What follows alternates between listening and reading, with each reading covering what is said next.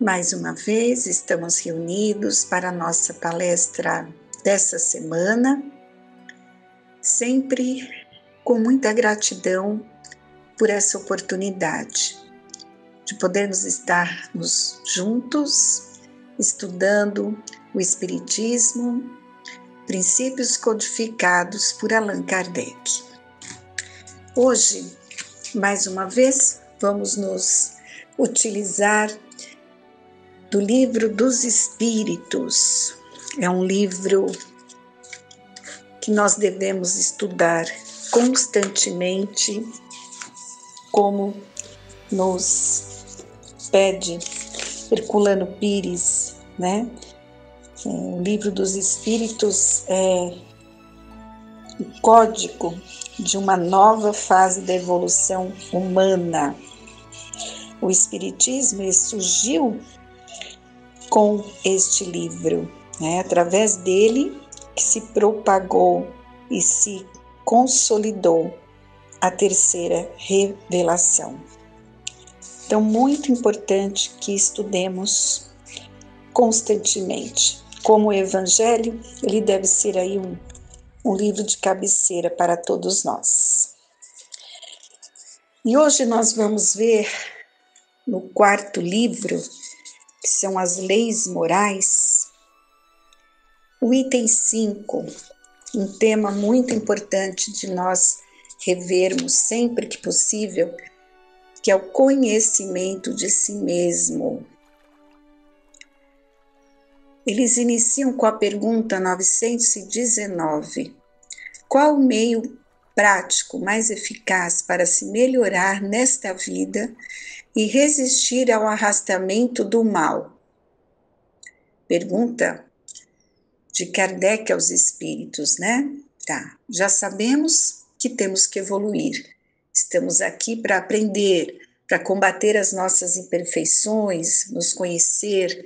Então, qual o meio mais prático, mais eficaz para que a gente vá se melhorando a cada dia, né? E resistindo às situações do mal negativas? Um sábio da antiguidade já vos disse: conhece-te a ti mesmo. Então, esse é o caminho, né? Nos conhecermos. E por quê? Saber quem somos, o que sentimos, o que pensamos, o que já temos de bom que deve ser ampliado, compartilhado. E as nossas imperfeições, reconhecer sim as nossas dificuldades, as atitudes infelizes, nossas imperfeições e combatê-las. É esse o exercício correto. Por isso que é o conhece-te a ti mesmo. Precisamos nos conhecer, precisamos saber quem somos e o que temos para melhorar nesta presente encarnação. Porque o futuro vai depender do esforço que eu estou fazendo nesse momento. Próxima pergunta. Compreendemos toda a sabedoria dessa máxima, mas a dificuldade está precisamente em se conhecer a si próprio. Qual o meio de chegar a isso? Fazei o que eu fazia quando vivi na terra.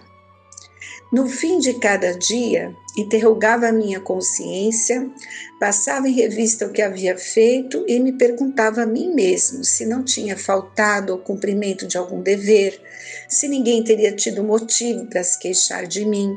Foi assim que cheguei a me conhecer e a ver o que em mim necessitava de reforma.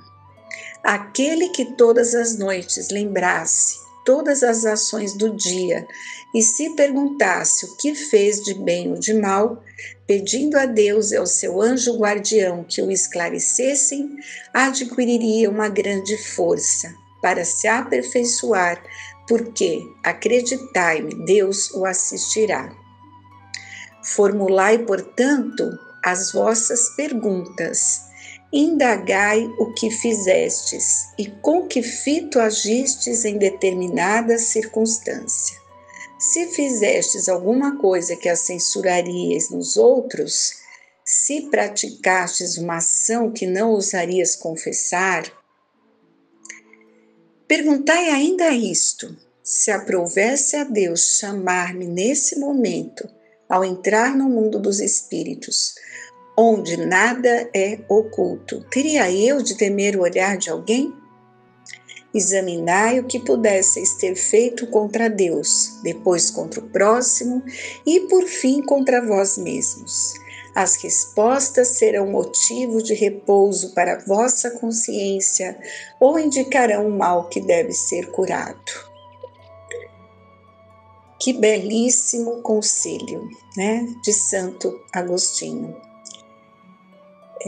Ele nos deu a chave do processo todo, né? Se todos os dias nós fizermos essas perguntas para nós mesmos, né? Esses questionamentos, como é que foi o meu dia hoje? Desde a hora que eu levantei até a hora que eu fui para a cama, né?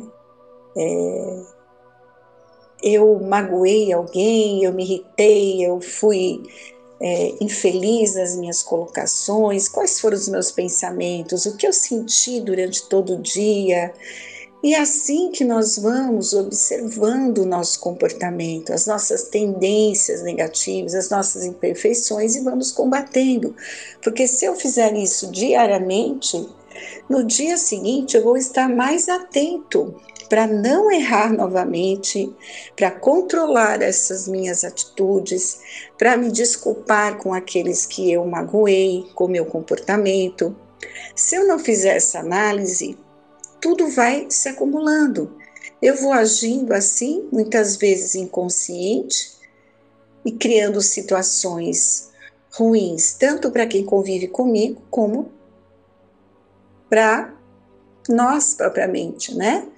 Porque essas imperfeições, essas atitudes infelizes, não nos deixam bem.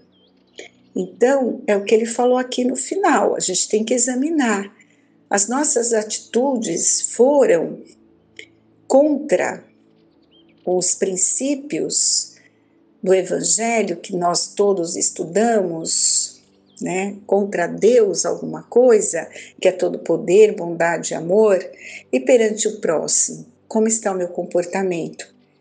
E por fim, contra nós mesmos, né?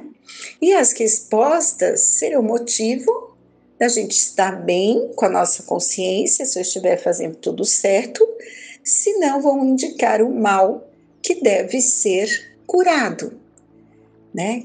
Então, se nas respostas tivermos aí um comportamento infeliz da nossa parte, nós temos que começar a mudança, o exercício para fazer a mudança. Então, meus amigos, o conhecimento de si mesmo é, portanto, a chave do melhoramento individual. Tenho certeza. Esse é o caminho e o sábio conselho de Santo Agostinho. Procurai também saber o que pensam os outros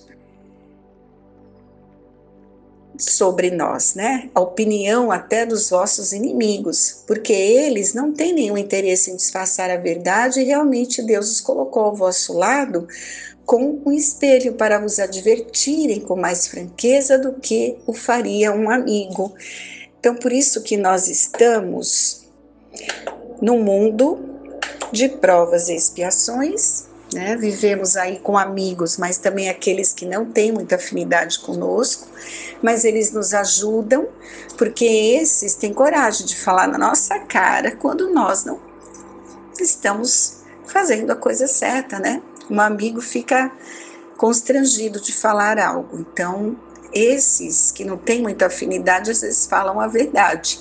Não é a maneira certa, né, de se falar de uma maneira agressiva, mas que a gente fique atento, porque de repente ele pode estar falando uma verdade sim, ou não. É como diz o livro aqui, a nossa consciência vai nos dizer. E que sejamos verdadeiros nessa análise, né? Porque nós com Deus, nós com a espiritualidade que vamos participar dessa análise. Então não dá para ficar se enganando, né? A gente tem que ser verdadeiro. Não vamos abrir isso para todos que convivem conosco, não. É uma avaliação, uma conversa, um questionamento interno. Nós e quem participa é a espiritualidade amiga. Que aquele que tenha verdadeira vontade de se melhorar, explore, portanto, a sua consciência, a fim de arrancar dali as más tendências, como arranca as ervas daninhas do seu jardim, que faça o balanço da sua jornada moral como o negociante o faz dos seus lucros e perdas.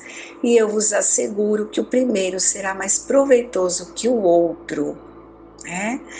Então, façamos todos nós, todas as noites, formulemos perguntas claras e precisas, né? Para que a resposta seja o caminho para a gente conquistar a evolução, a verdadeira felicidade que é eterna. Muitas faltas que cometemos nos passam despercebidas.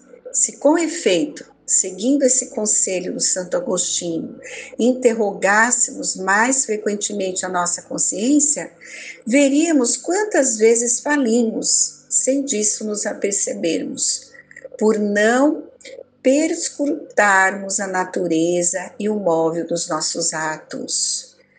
Então, a forma interrogativa, que faz parte, né, da doutrina espírita, que é a filosofia, ciência e religião, de forma interrogativa, que faz parte da parte filosófica, né, tem alguma coisa de mais precisa do que uma máxima que, em geral, não aplicamos a nós mesmos. Por quê? Uma pergunta ela exige respostas, por um sim ou um não, que não deixam lugar a alternativas, né? Respostas que são outros tantos argumentos pessoais. É aquilo que eu falei, nós temos que ser verdadeiros, é nós com a espiritualidade. E aí nós vamos computar a soma do bem e do mal que existe em nós. Então, este é o caminho. Já sabemos, né? A espiritualidade já mostrou aí. Vamos, conhece-te a ti mesmo. Tem outra colocação aqui de Kardec, onde no Evangelho, é o capítulo 17, o item 4, ele vai nos dizer a seguinte frase: reconhece-se o verdadeiro espírita pela sua transformação moral e pelos esforços que faz para domar as suas más inclinações. Então, é outro conselho que vem de acordo com o que Santo Agostinho já nos dizia, né? Kardec, ele nos ensina com seu bom senso que é necessário cuidar da nossa transformação moral. E ele afirma ali, quem que pode se dizer cristão ou espírita verdadeiro? É aquele que está buscando ser melhor a cada dia, né? Que o espírito tem que dominar de modo mais completo a matéria, dando-lhe aos poucos uma percepção mais clara do futuro. Os princípios da doutrina já nos fazem vibrar fibras, né, que nos outros se conservam inertes.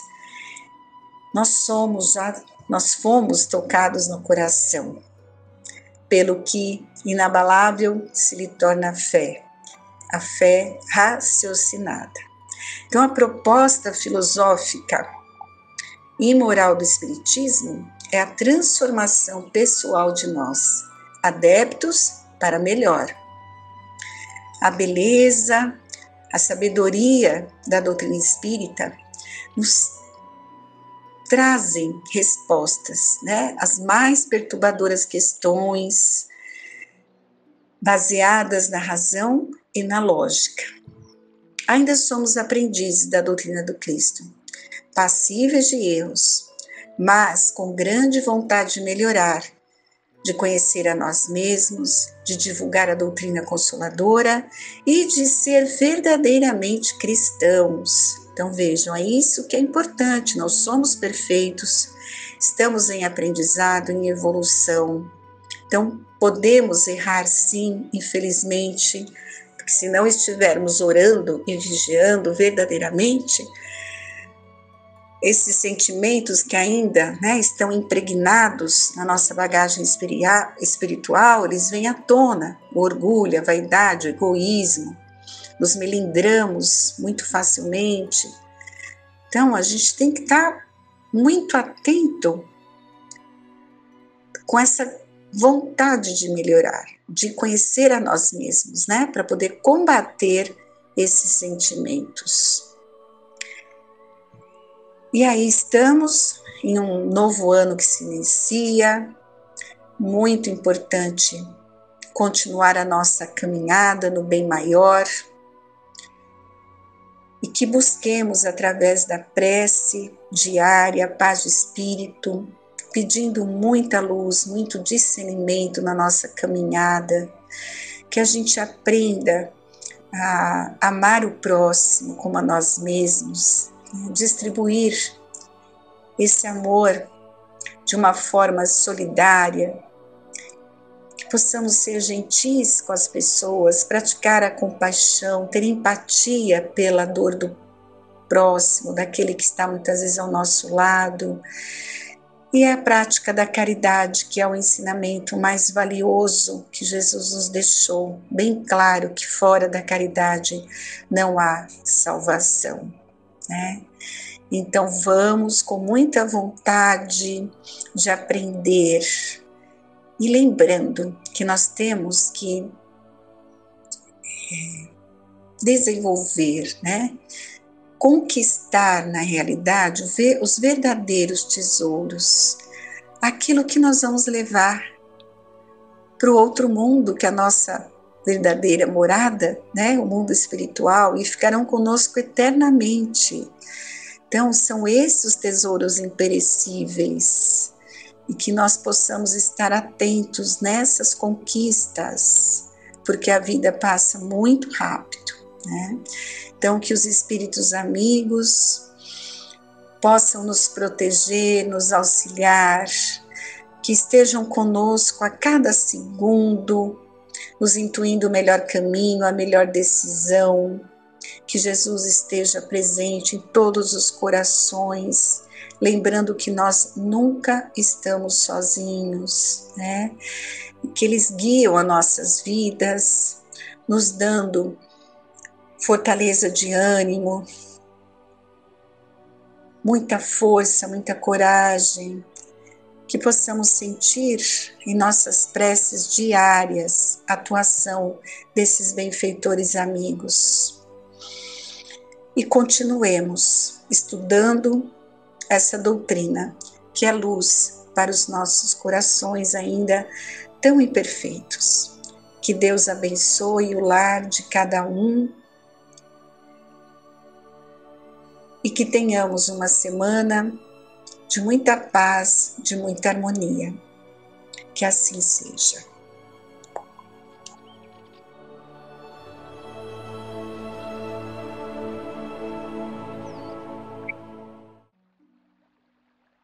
Bem, sejam todos bem-vindos a mais esta palestra doutrinária. Hoje nós vamos falar sobre esse livro do Divaldo e o espírito Emanuel Filomeno de Miranda, Tormentos da Obsessão. É mais um caso de médium que não fracassou totalmente, mas vai mostrar aqui para vocês que com coisas muito sutis aquele médium não conseguiu efetuar aquilo que ele se obrigou a fazer. Então vamos lá. Chama-se a consciência responsável. Olha, preparava-me para sair com o devotado Cicerone, que é o espírito Alberto, que está ciceroneando Manuel Filomeno de Miranda, quando deu entrada a uma nobre senhora portadora de expressiva beleza. Depois de saudar-nos, manteve-se em silêncio, em oração também. Alberto, que era o cicerone do Manuel Filomeno de Miranda, sempre gentil, conhecendo-lhe a história vivida na recente existência terrena, acompanhou-a e, no corredor, apresentou-me com bondade e gentileza, explicando os objetivos da minha estância naquele sanatório espiritual. Ou seja, eles estavam num sanatório, lá no plano espiritual, onde recebem os médiuns que fracassaram. E ele está relatando essas histórias. Sem qualquer constrangimento, a senhora externou simpatia pelo projeto no qual me encontrava envolvido e ofereceu-se a narrar-nos sua especial experiência humana. Acercamo-nos, por sugestão da mesma, de uma sala muito agradável, num dos recantos do pavilhão, ali no subsolo, que se encontrava iluminado pela branda luz do sol da primavera. Logo se apresentou o ensejo, ela expôs. Conheci a aprovação da facilidade econômica, havendo nascido em uma família paulistana, possuidora de largos tratos de terras e abundantes bens de várias naturezas. Experimentei a ternura de pais devotados e generosos, que me mimaram por demorados anos, enriquecendo-me de carinho e falando-me dos deveres da consciência perante a vida e a humanidade. Pude estudar em escolas requintadas, embora não me houvesse interessado por adquirir um diploma de qualquer especialidade. Senti, desde muito cedo, que havia nascido para o lar, anelando por uma família que pudesse contribuir favoravelmente para a sociedade. Muito sensível, passei a identificar fenômenos mediúnicos que me alegravam, ensejando-me convivência com espíritos que passei a amar. Nesse interim, travei conhecimento com o espiritismo e confesso que me fascinei com os romances mediúnicos firmados por entidades nobres através de ceareiros dignos.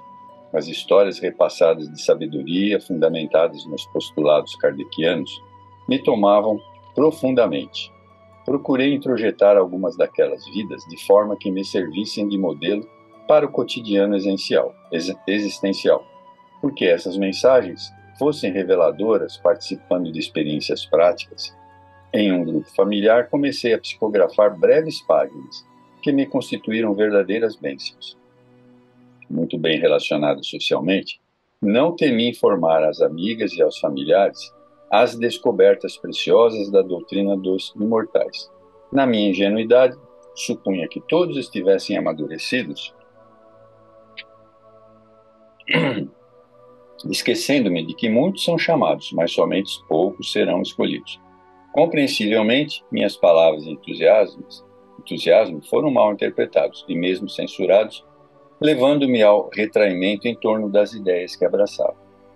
A senhora, enquanto recordava, demonstrou emoção que a fez parar por um momento e logo prosseguir. Foi naquele grupo de que conheci o homem honrado e brilhante com quem me casei posteriormente. Exercendo um alto cargo em respeitável empresa, tornara-se espírita, premido pela lógica dos postulados doutrinários e pelos esclarecimentos que oferecia a nossa querida doutrina. Junto com os esclarecimentos de Jesus, porquanto estudioso do Evangelho, não podia concordar com as peiades dogmáticas e as interpretações absurdas que eram oferecidas pela Igreja Romana. O nosso foi um reencontro, porquanto as afinidades que nos vinculavam eram numerosas, ensejando-nos um relacionamento afetivo, profundo e sério.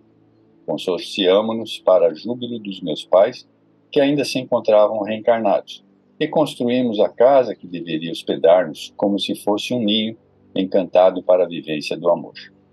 À medida que os anos se passaram, relacionamo-nos com outras famílias espíritas e tornamo-nos membros ativos de respeitável instituição devotada à divulgação do espiritismo. Como a felicidade no mundo não é completa, constatamos com tristeza a impossibilidade de sermos pais, por impedimento orgânico de minha parte. Conseguimos, no entanto, sobrepor a tristeza e decepção a compreensão de que na terra colhemos conforme a semeadura anterior e resolvemos-nos por contribuir de maneira positiva em favor das crianças muito necessitadas, que ocorriam no departamento assistencial do núcleo que frequentávamos. Novamente fez uma pausa oportuna, como que para concatenar as recordações, e continuou. Nessa ocasião, um dos casais que se tornou muito amigo e afeiçoado informou-nos que pretendia visitar em uma outra cidade abnegado médium que enriqueceria as vidas que o buscavam com mensagens de alta qualidade, porque fiéis aos seus autores e cuja vida era um evangelho de feitos. Sem qualquer dificuldade, programamos uma excursão, objetivando visitá-lo.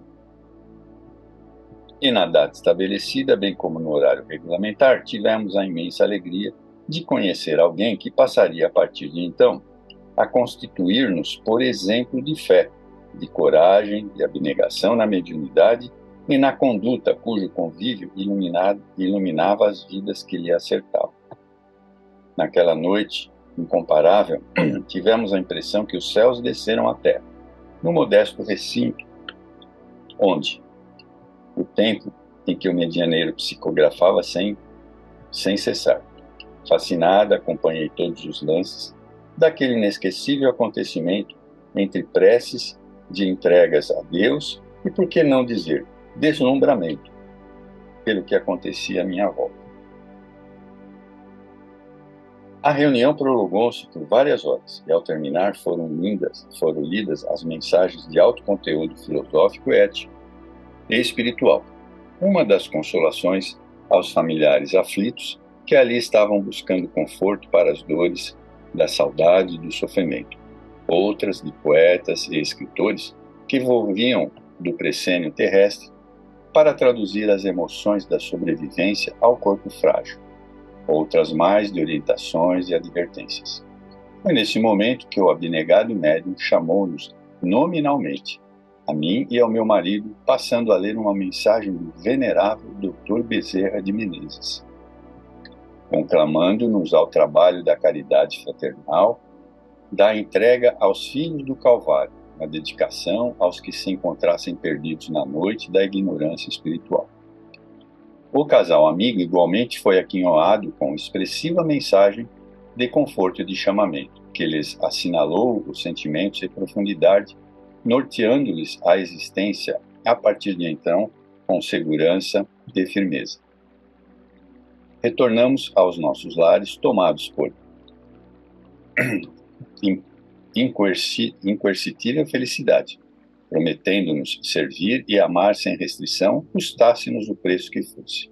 Posso afirmar que aquela experiência iluminativa foi um marco definidor do nosso futuro espiritual e que, lamentavelmente, não soube preservar por fraqueza moral face ao acervo das más inclinações que predominavam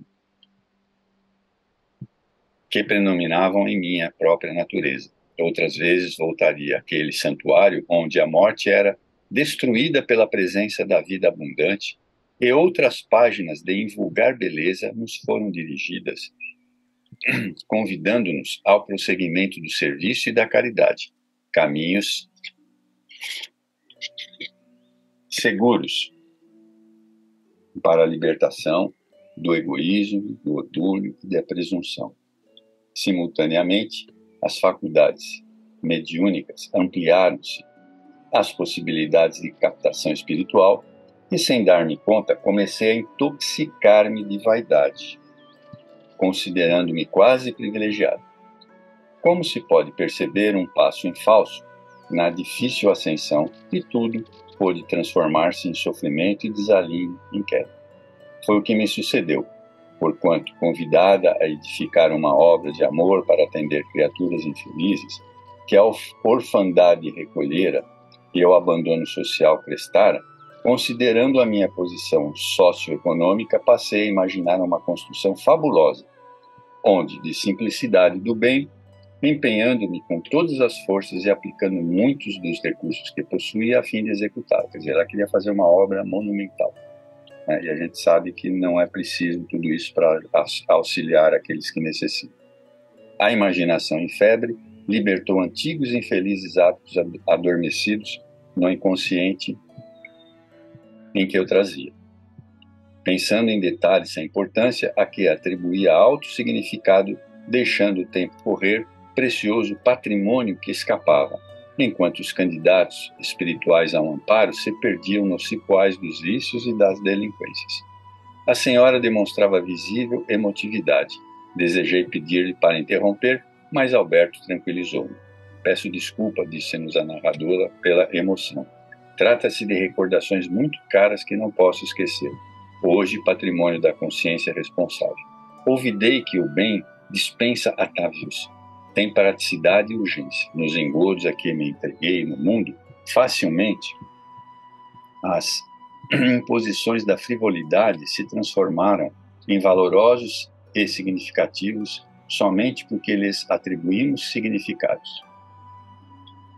É claro que o nobre Dr. Bezerra me advertiu sutilmente várias vezes, não apenas através do seu dócil instrumento mediúnico, como também por meu próprio intermédio, mas a ilusão que se me instalara no espírito bloqueou minha razão, e somente eu não conseguia ver o lamentável engano a que me entregava.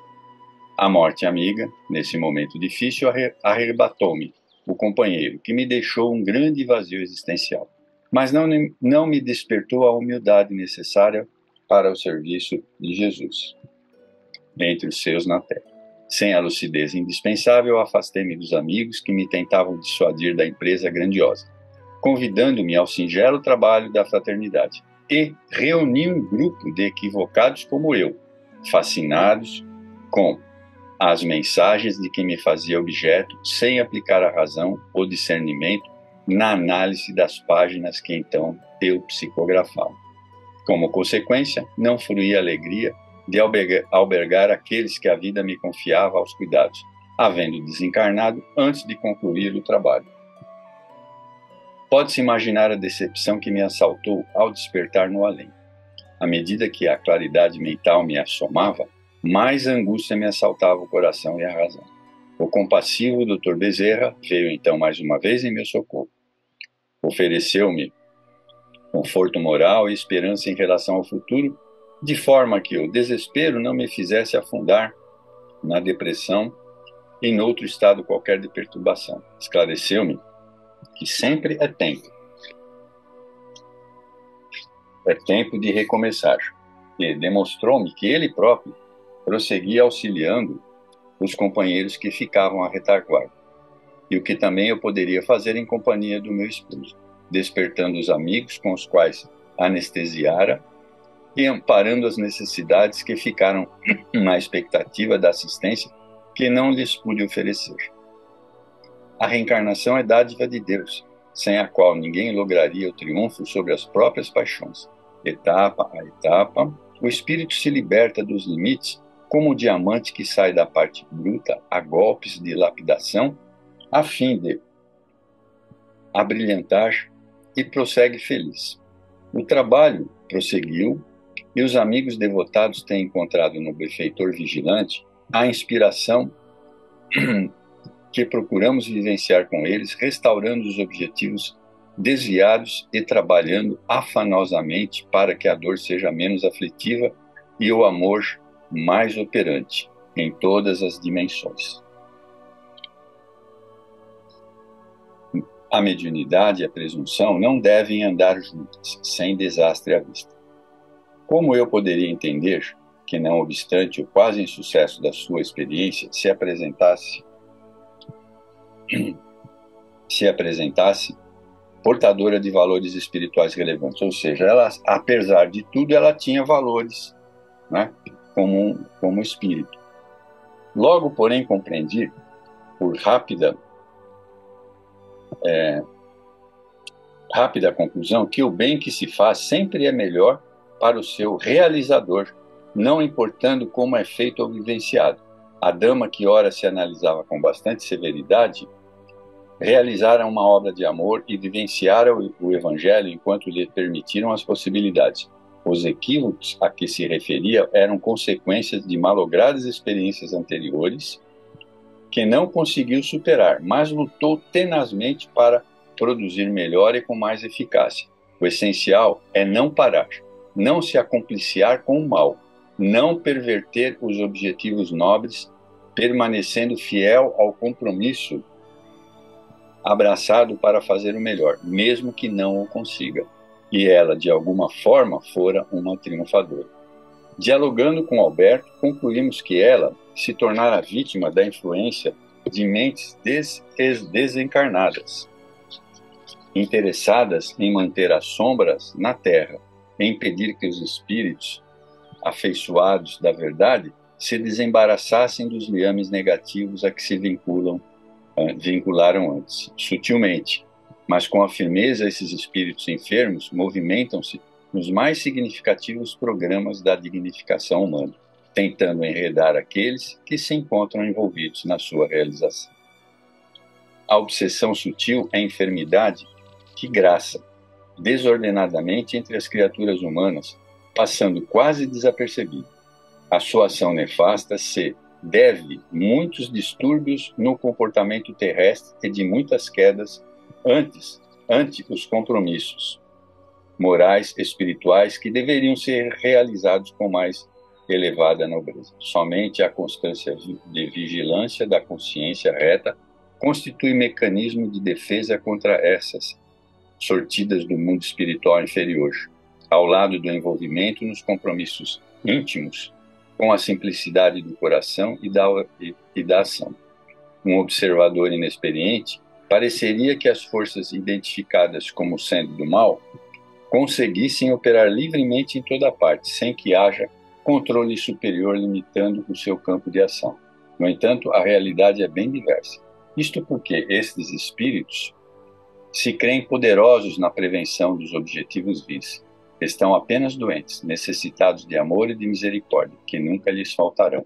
A sua permanência nesses objetivos é de grande misericórdia, que nunca lhes faltarão. O processo de crescimento espiritual nem sempre é fácil, porque vencida uma etapa, outra se apresenta, de modo que são superadas as deficiências anteriores mediante conquistas novas. Aqueles que se mantêm na retaguarda e se acreditam incapacitados de prosseguir, lentamente despertam para os valores nobres e conquistam-nos, alcançando-se a plenitude que a todos nos aguarda. Então, veja, esse é um caso bem simples de uma obsessão sutil, né, no qual o espírito, de alguma forma, ela conseguiu fazer algumas coisas. Ela psicografou, ela fez uma série de coisas. Então, a espiritualidade não a abandonou e permitiu que ela pudesse continuar na obra, mesmo no plano espiritual. Bem, eu espero que vocês tenham gostado dessa história do Manuel Filomeno de Miranda, que é muito interessante para todos nós que somos médiuns. Muita atenção nas nossas ações. Muito obrigado a todos.